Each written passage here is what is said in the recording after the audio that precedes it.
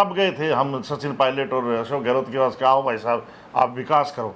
हाँ जी, सारी गद्दी का झगड़ा है। तो तुम्हारे पास गया कौन था? कब जनता खट्टी होके गई थी कि भाई साहब अशोक जी आप गद्दी पर बैठे रहो, भाई साहब सचिन जी आप आओ तो विकास होगा? तो तेरे को नहीं बना रहे, तू घर बैठ जा। और अशोक गहलोत को इतने बुढ़ा हो रहा है, अब छोड़ दे, घर जाके आराम कर। और ये सरकारें जो है वो दो तरीके से मानती है, या तो ये लट से मानती हैं, जाके कोई जूते तो उठाने नहीं है मेरे को किसी पार्टी के कि मेरे को पहले टिकट मिलेगी तो मैं चुनाव लड़ूंगा। हाँ जी, हम तो लड़ेंगे जब लड़ेंगे, चाहे वो मेरा दुश्मन भी होगा ना। और अगर वो मध्य प्रदेश की सपोर्ट करेगा तो मैं उसकी तारीफ करूंगा, चाहे वो मेरे राजनीतिक रूप से मेरे को नुकसान पहुंचाता हो। लेकिन अगर मध्य प्रदेश की, क्योंकि मेरा मकसद मध्य प्रदेश बनाना है।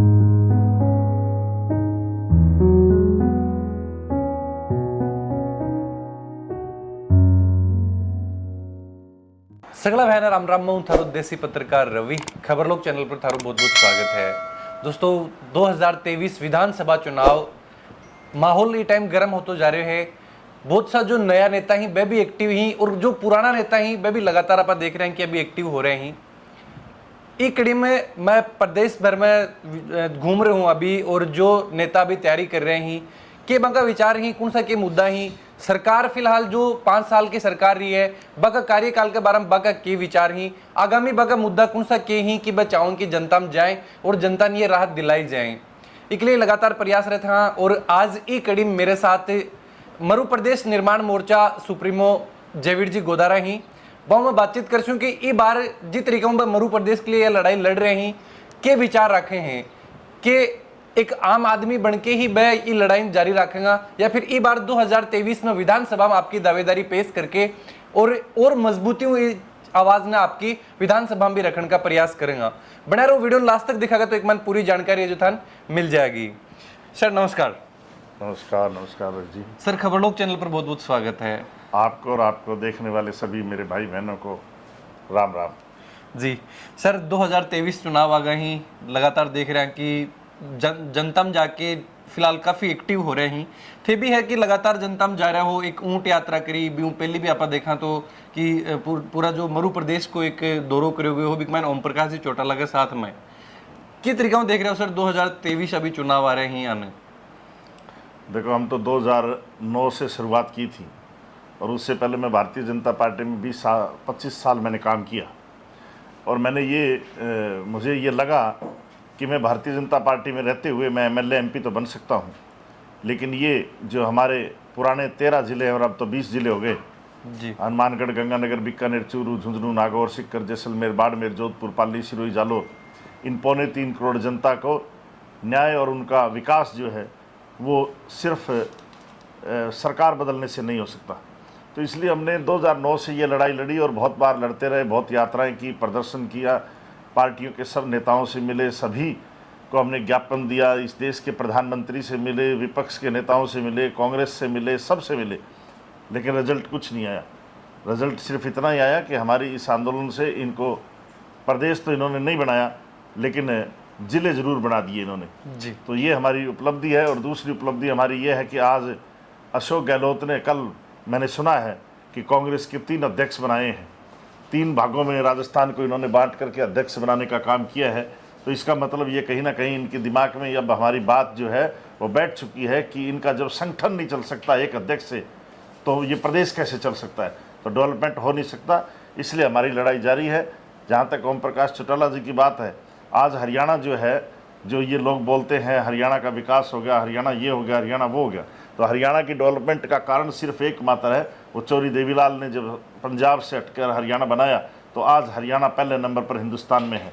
और इसीलिए ओम प्रकाश चौटाला जी हो, चाहे चौधरी अभय सिंह चौटाला हो, उनका ये मानना है कि ये क्षेत्र क्योंकि साथ लगता है हरियाणा के, हरियाणा की रिश्तेदारियाँ हैं, हरियाणा में आना जाना सब कुछ यहीं से है, तो उनका गांव तो बिल्कुल बॉर्डर के ऊपर पड़ता है, इसलिए यहाँ की दुख तकलीफ वो जानते हैं। और चौधरी ओम प्रकाश, चौधरी देवीलाल जी सीकर से एमपी रहे हैं, और यहाँ पर बहुत उन्होंने, चौधरी साहब ने एमएलए के भी चुनाव लड़े हैं, तो वो यहाँ की समस्या सब जानते हैं और उनको पता है। वो बार बार, चौटाला साहब ने भी, आपने सुना होगा, उस दिन कहा कि हमने अन्न यहाँ का खाया और राजस्थान हरियाणा के लिए हमने लड़ाई लड़ी और यहाँ की लड़ाई हम नहीं लड़ सके, इसलिए अब हम चाहते हैं कि भी हम मध्य प्रदेश की लड़ाई लड़ें और मध्य प्रदेश में हम साथ दें। और जो मेरा साथ देगा मैं उनके साथ हूँ। बिल्कुल सर, एक चीज जी टाइम एक ऊंट यात्रा थारे द्वारा करी गई है गंगानगरू लेके जयपुर तक, और भी दौरान काफी यह चर्चा ही कि जयवीर जी चाहा कि वह मुख्यमंत्री जाके एक बार जो वह को डेलीगेशन है जाके बातचीत करे, लेकिन मुख्यमंत्री कौन मिला, और भी के बाद में जिला की घोषणा करनो यह चीज थे भी बोल रहे हो कि भाई सरकार जो या तो कुनमानी की एक अलग प्रदेश बनाया जाए, लेकिन जिला की घोषणा करी गई। तो मतलब सरकार भी यह चीज मान रही है कि अभी प्रदेश में बहुत तो बड़ो प्रदेश है, एक साथ में संभाल पाना भी मुश्किल है। नहीं, गहलोत साहब ने कोरोना के काल के अंदर भी ये कहा था कि मुख्यमंत्री इस प्रदेश को नहीं चला सकता, नई एडमिनिस्ट्रेशन के हिसाब से नहीं देख सकता, इसलिए ये तो मानते ही हैं। जब अलग मिलते हैं तब तो ये कहते हैं कि भी वाकई प्रदेश बनना चाहिए, और डेवलपमेंट जो राजस्थान का, पूरे राजस्थान का होना है, वो डेवलपमेंट तभी होगा जब ये 2 प्रदेश बनेंगे इसके।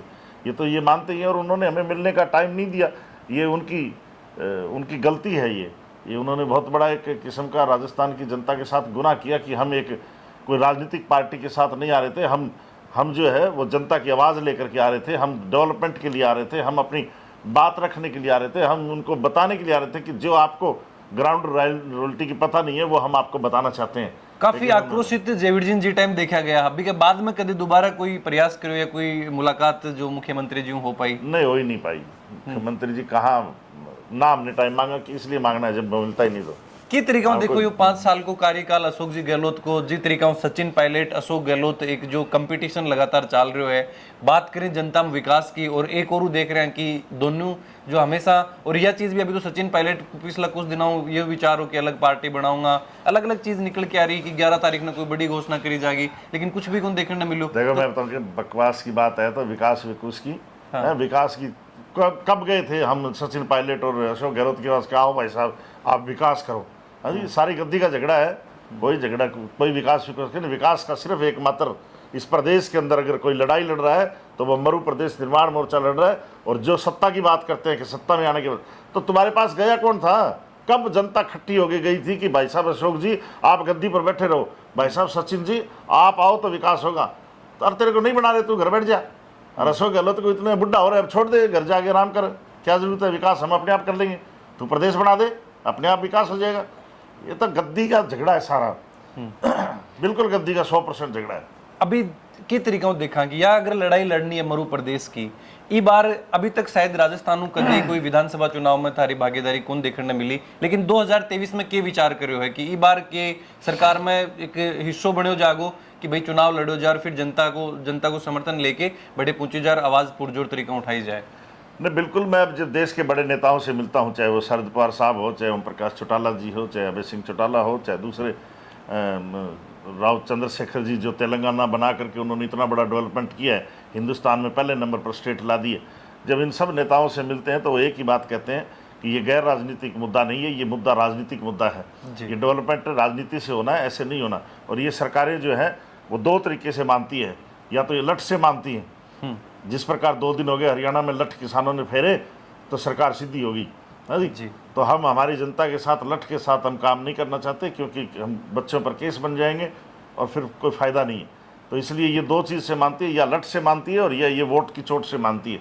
अगर वोट की चोट की जरूरत पड़ी तो सब नेताओं ने मेरे को कहा है कि आपको चुनाव लड़ना चाहिए। अगर जरूरत पड़ी और सब ने कहा कि चुनाव लड़ना है तो फिर लड़ेंगे, क्या दिक्कत होगी, लड़ेंगे और विधानसभा में जाके देखेंगे। बिल्कुल। और जरूरत पड़ी तो विधानसभा में मुख्यमंत्री का हाथ पकड़ के, गला पकड़ के, अगर जनता ने मेरे को कभी समर्थन दे दिया और मेरे को भेज दिया तो आपकी बात याद रखना, बिल्कुल मुख्यमंत्री का गला पकड़ के दस्तखत करवा दूंगा मध्य प्रदेश का।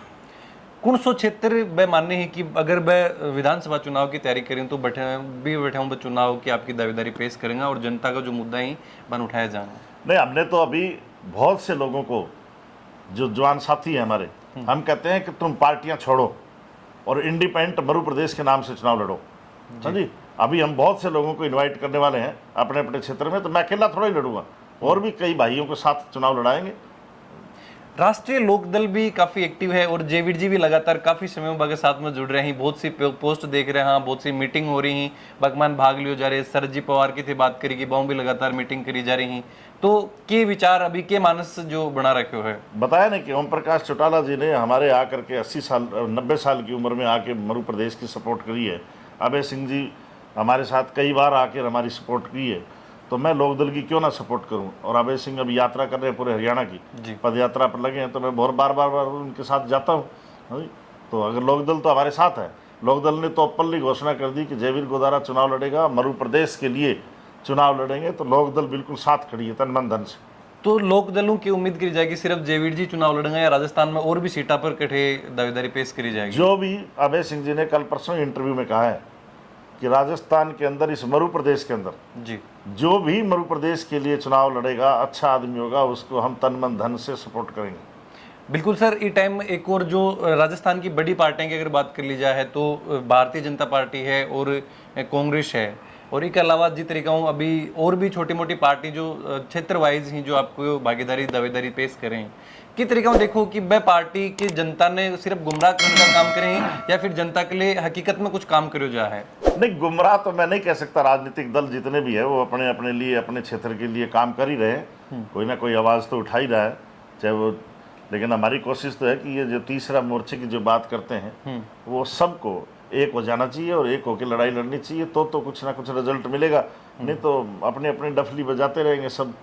कांग्रेस और बीजेपी बड़े दल है, अगर इनको धरती दिखानी है तो सबको एक होना पड़ेगा, चाहे वो कम्युनिस्ट पार्टी हो, चाहे हनुमान बेनीवाल की पार्टी हो, चाहे आप पार्टी हो, चाहे और कोई हमारे जैसे छोटे छोटे और जो कई लोग हैं, तो उनको सबको साथ लेके चलेंगे तो कामयाब हो जाएंगे। नहीं तो फिर अगर हमारे को कोई चोट पहुंचाएगा तो हम भी उनको धरती दिखा देंगे। हम तो बिल्कुल सीधी सीधी बात करते हैं। बिल्कुल। फिलहाल बीकानेर में बात कर रहे हैं और मैं यह चीज़ जानना चाहूँगा कि अभी कौन सा विधानसभा क्षेत्र हूँ जयवीर जी फिलहाल अगर तैयारी कर रहे हैं तो?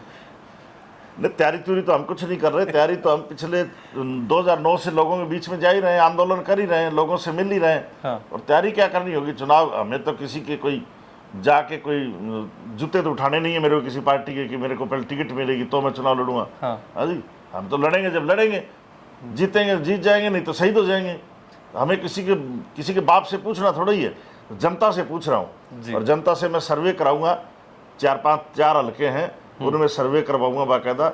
जिस सर्वे के अंदर जनता कहेगी, बाकायदा हो सकता है मैं वोट डलवाऊँ पहले हर गाँव के अंदर थोड़े 100 लोगों से कि मेरे को चुनाव लड़ना चाहिए या नहीं लड़ना चाहिए। और चुनाव जहाँ मेरे को ज़्यादा वोट मिलेंगे, कहेंगे आप इस हल्के से लड़ो, तो मैं उस हल्के से लड़ूंगा। मरु प्रदेश के पूरे 13 जिलों को तो मैं अपना कार्य क्षेत्र मानता हूँ। मेरे लिए कोई ये तो है नहीं कि भी मेरे को यहीं से चुनाव लड़ना है। जहाँ से लड़ना हो, जहाँ जनता कहेगी, मेरे साथी भाई कहेंगे, वहीं लड़ लेंगे, चाहे कहीं लड़ना पड़े। भारतीय जनता पार्टियों बहुत पहलुओं से जुड़ा रहा हो तो कि इस बार कुछ आशंका यह भी जताई जा सके कि भारतीय जनता पार्टी भी अगर चाहे तो टिकट दे सके?